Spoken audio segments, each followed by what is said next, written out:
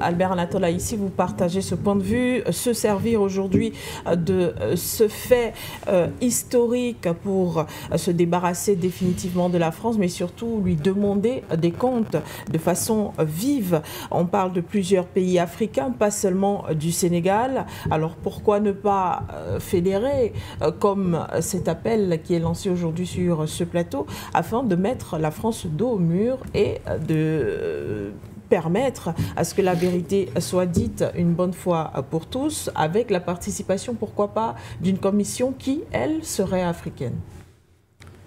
Je crois que le problème commence par là. C'est-à-dire qu'il faut, ce n'est pas Paris qui doit suggérer aux États africains la création d'une commission constituée de cerveaux blanchis, d'artistes, de peintres, je ne sais pas quoi, qui ne comprennent rien et puis qui roulent pour le criminel. Je crois que cette affaire doit être réglée entre Africains et pas les Africains. À l'image de ce qui se passe actuellement qui s'est passé du côté du Sénégal, qui a réécrit l'histoire générale du pays, à l'image de ce qui s'est passé au Togo, à l'image qui est en train de se passer actuellement du côté du Niger, où le président de la transition a créé un comité de réécriture de l'histoire générale du pays. Et ce comité n'est pas constitué de cerveaux blanchis, de collaborateurs. Mais ce comité est constitué d'historiens, d'universitaires, d'archéologues, de chercheurs nigériens. On n'est pas allé chercher les guitaristes, n'est-ce pas, quelque part, pour venir qui réécrit l'histoire, n'est-ce pas, du Niger. Dès lors que vous avez, c'est quelqu'un qui, c'est le criminel, qui vous donne les outils pour élucider les crimes qu'il a commis, il y a un problème. Il y a un très gros problème. La deuxième chose, et c'est important, on ne peut pas que se limiter sur l'histoire de Tiaouraï. Il y a convoqué d'autres événements tragiques, historiques, commis par la France. Il y a l'Algérie qui a également été victime, n'est-ce pas, des atrocités, des crimes de la colonisation française. Les pieds noirs. Quand vous voulez aujourd'hui, vous constatez que du côté de l'Algérie, il y a régulièrement des poussées de figures entre les dirigeants français et les dirigeants algériens. C'est du fait de l'histoire. Et c'est important. Parce qu'on a tendance à vouloir oublier ou à occulter quelques aspects de cette histoire-là. La troisième chose, c'est quoi? C'est que, en réalité, nous avons le devoir, nous avons le devoir historique de non seulement de demander des comptes à la France, mais pas seulement la France, la Belgique, la Belgique, l'Espagne, la Grande-Bretagne, qui ont commis des atrocités sur le continent africain pendant la période coloniale.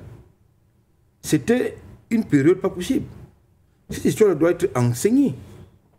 Doit être enseignée, réécrite et enseignée à notre jeunesse. Je n'ai pas compris pourquoi est-ce que les ouvrages qu'on avons eu le privilège de lire, comme le mandat, retour d'un pays, cahier de retour au pays natal, une saison sèche, une saison blanche et sèche, entre autres, Ville cruelle, c'est-à-dire ces ouvrages-là qui nous rappelaient notre mémoire ont été, comme par hasard, évacués du programme scolaire. Ça doit revenir. Il faut que ces ouvrages-là reviennent dans le programme scolaire pour enseigner notre jeune. Parce que moi, je ne peux pas comprendre que un jeune Camerounais ne connaisse pas l'histoire de Rodolphe de Mangabel, de Oumyobé, de Maté Ponsaba, mais il connaît parfaitement l'histoire de De Gaulle, qui est présenté comme un héros dans son pays, alors que du point de vue des Africains, c'est un criminel, un génocidaire. Comme l'enseigne, comme mon enfant maîtrise, connaisse mieux l'histoire de Claire, alors que c'est un criminel, vous avez même des rues qui sont pavoisées, les monuments qui sont pavoisés, Général de Clerc, De Gaulle, Faidherbe, qui était un criminel également. Je ne comprends pas. Je ne comprends pas vraiment. Vous ne verrez nulle part en France un monument dédié aux Africains qui ont libéré la France. Alors que les Africains ont sacrifié La France doit aux Africains une dette de sang. Même si vous avez un raciste qui, ignorant de l'histoire de son pays, qui prétend que la France ne doit rien à l'Afrique. L'Afrique doit une dette de sang à l'Afrique. Parce que sans les Africains, courageux, déterminés, la France ne serait pas libérée. Il faut leur dire. Il y en a qui disent que oui, bon, il ne faut pas faire dans l'émotion, la France a été colonisée. Mais qu'est-ce qu'on a foutu si la France a été colonisée? Nous parlons de notre histoire.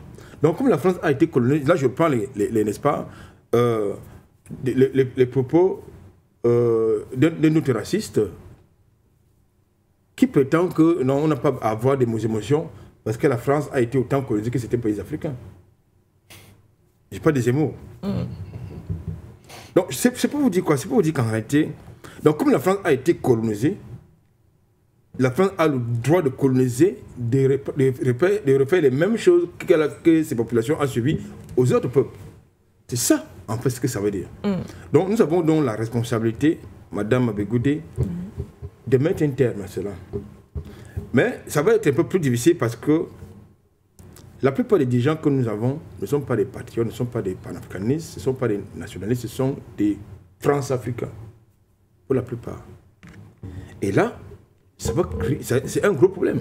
Donc il faut donc un changement de leader politique, il faut un changement de paradigme politique, un changement de leader politique, notre leadership politique qui, je veux dire, constitué de patriotes, de panafricanistes, nationalistes, qui va imposer à la France d'abord de reconnaître ses crimes.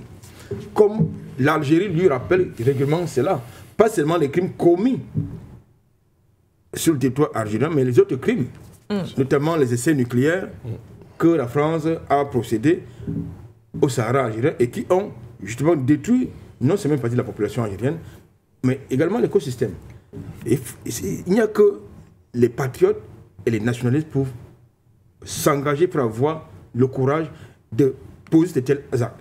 Mais si ce sont, n'est-ce pas, nos prochains opposants là, qui vont certainement remplacer n'est-ce pas, les dirigeants actuels, ça va être un peu plus compliqué que ça.